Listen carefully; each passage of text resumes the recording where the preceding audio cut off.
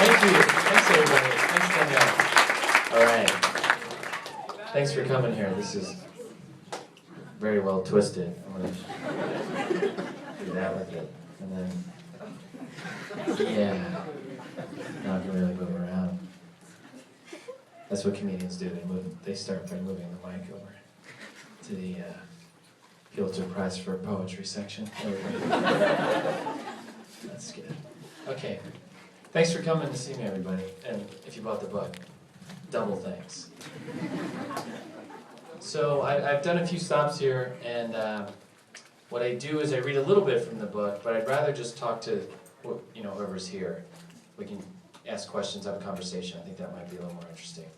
Or I could read the whole book, and that would be really awkward. And you could just return it on the way out and say, I know everything that's in this, he just said it, so I don't have to say anything. So I'm not going to do that. The bookstores are a fun venue for a comedian because it's totally lit. It's fully, I can see everybody's face. I can see how disappointed or confused you are, what face you give me, and you're in sections too. You guys are in literary criticism, so you seem very judgmental. Fiction, you don't even exist. So and ESL, is that English as a second language? Okay, cool. C, yes. Writing and ampersand reference. Okay, great. And then we have, oh, this is nice. This is from the store. You guys have the DVDs and stuff. That's awesome. Thank you. Appreciate that. So if you want to buy my canceled series. And then there's a table here with the tiny water that I'm having. Does anybody want to start off with a question before I read for an hour? Yes, sir, with the red. Do I have a cat? No, I don't have a cat. That was an easy question. I'm allergic to cats, so that's the main reason I don't have one, because the cat would hurt me. I would feel uncomfortable around the cat. Okay, there's a book behind here. My tooth fell in my soup.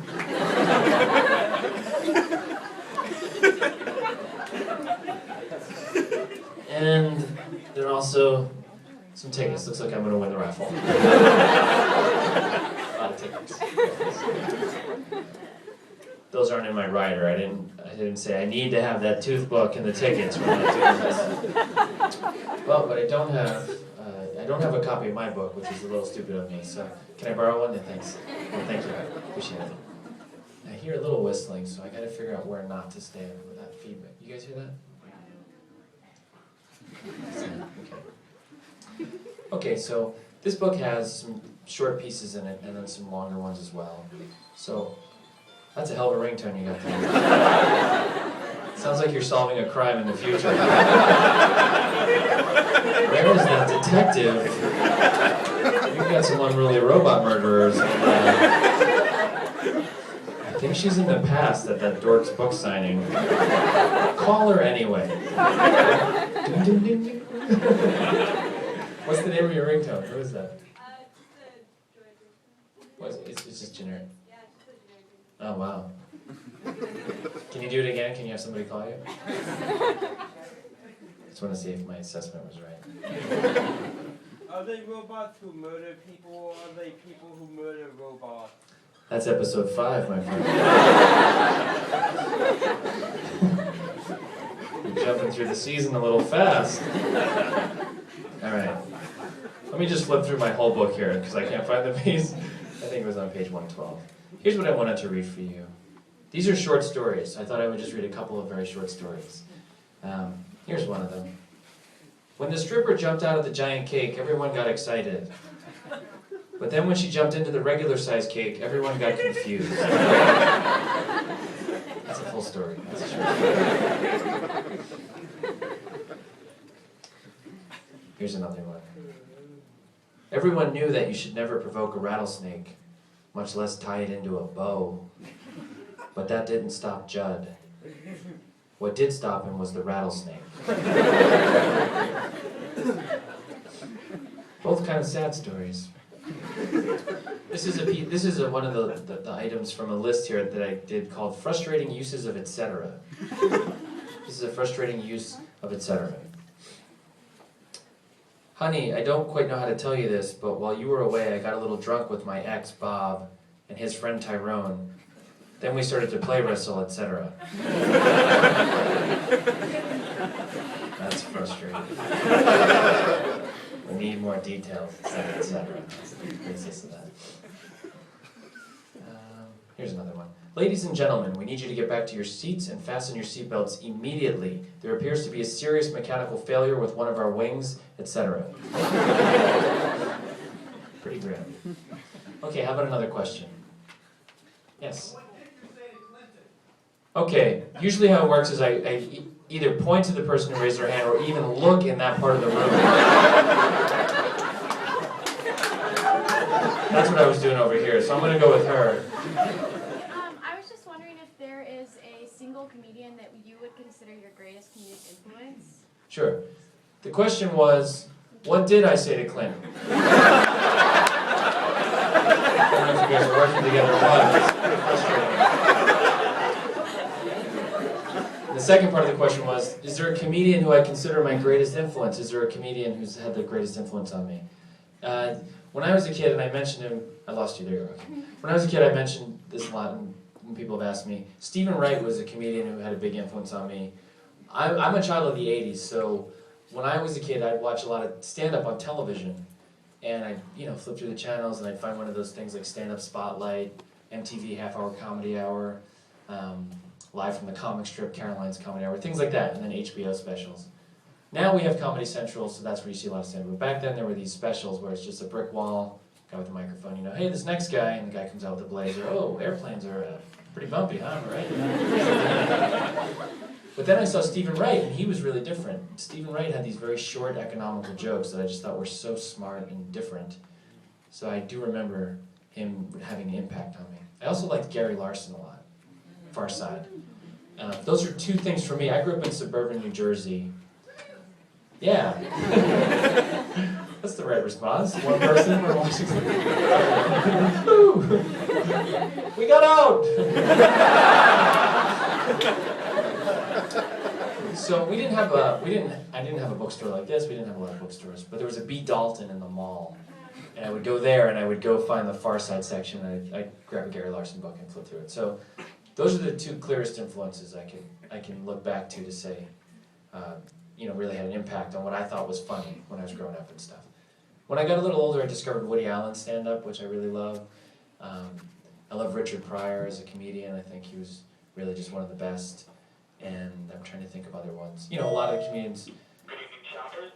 The time is I do a little bit of ventriloquism too. So I don't know when I'm going to do it, so it's kind of a weird, it's kind of like a Tourette's. But I still dabble in it. So. I think that's the end of my answer. Yes, ma'am. What are you getting your mother for Mother's Day? When's Mother's Day? Nothing. No, I think flowers. I think I just flowers. Yeah, I did the flowers. I was on a radio show. This is really lazy because I was doing radio. I was doing press, and when I did radio, it was in Indianapolis. They said, "Hey, this is sponsored by FTD or whatever the company is." Excuse me. They said, "And we're going to send flowers to your mom." It's like, thank you. I don't know. My mom's not. Is that a bracelet or a dog? Am I wrong? Is it neither?